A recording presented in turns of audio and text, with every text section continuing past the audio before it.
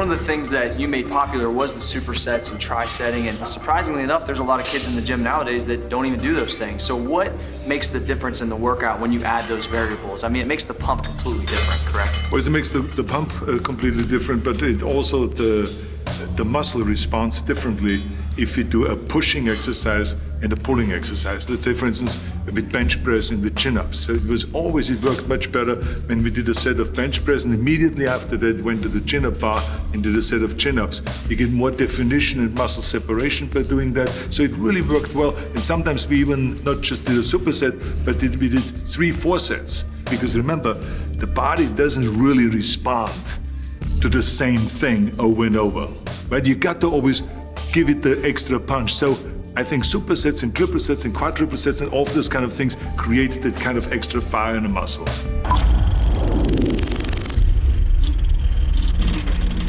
The biggest name in competitive bodybuilding is Arnold Schwarzenegger, the current and defending champion of Mr. 28 years old, 6'2", 240 pounds. Arnold has held the title for the past 5 consecutive years, in addition to being Mr. The most important thing is that you have a vision, that you have a goal. To have that vision that I want to be the greatest bodybuilder of all time, you have to have a goal. Now, it doesn't have to be that specific goal, but it has to have some goal. This is why I always recommend to people, sit down, take your time, and start thinking about, why do you want to work out?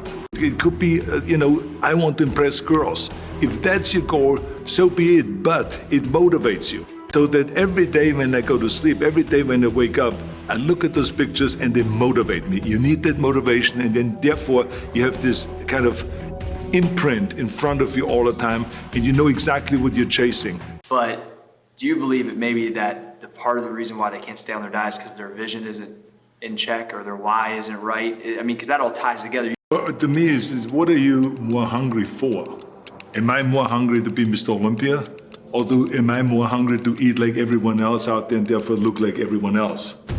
To me, I was more hungry to win Mr. Olympia, and I was more hungry and more interested, more excited about the fact of becoming a champion and being ripped on stage and being cut and winning the trophy and all those kind of things. Because I knew that if I would just, have a temporary joy here and eat and cheat, I'm most likely not gonna make it. That someone else is gonna walk right by me and someone else is gonna grab the title. Because many times these competitions were very, very close. And I remember especially in 1980 where it was just 2 points. And any mistake could have cost me the title. So this is not a mistake that I want to make. I want to be responsible, that I do everything that I can to be a winner. Talk about when somebody's training, what should they be thinking about when they're working that muscle, how they should be squeezing, and should they be paying more attention than they probably are? I think the biggest mistake is that you go to the gym and you go through the motion, but you don't really have your mind inside the muscle. And the day before, with Bob Raferson, he says, let's step on a scale. And I stepped on the scale and I weighed 209. So it just shows you what is possible if you visualize exactly what you want to look like. So it can go one way, which is that you can lose weight and get trim and get slim and everything, get the abs out and all this.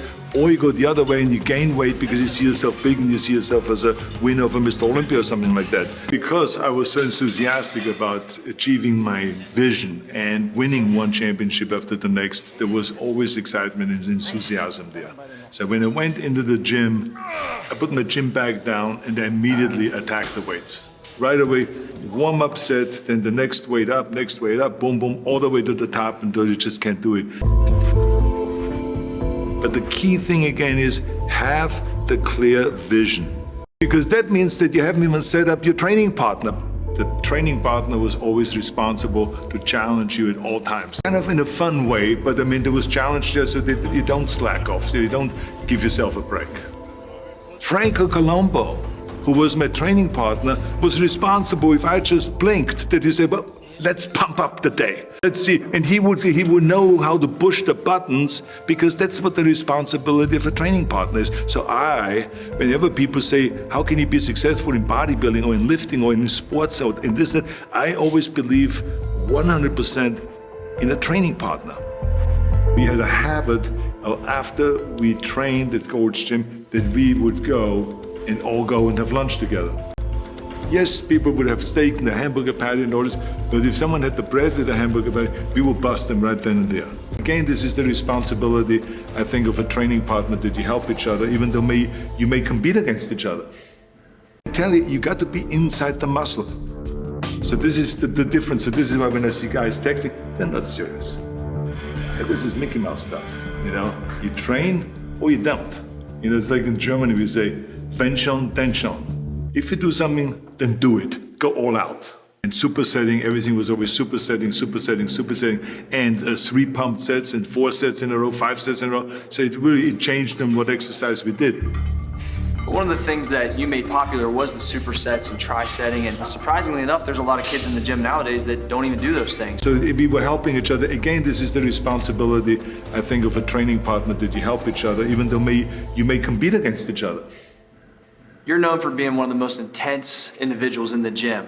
Did that fire just click on when you walked in the gym every day, or did it take a few sets to get to that point, or were you ready to rock as soon as you walked in the door? You said it didn't matter to you because you were eating what you needed to eat for your goal. But how do we tell them to kind of have that same mindset as it, you know, so how can we help them be better when they're watching this and they're saying, as soon as I'm gonna download the blueprint and I'm gonna change and I'm gonna transform myself?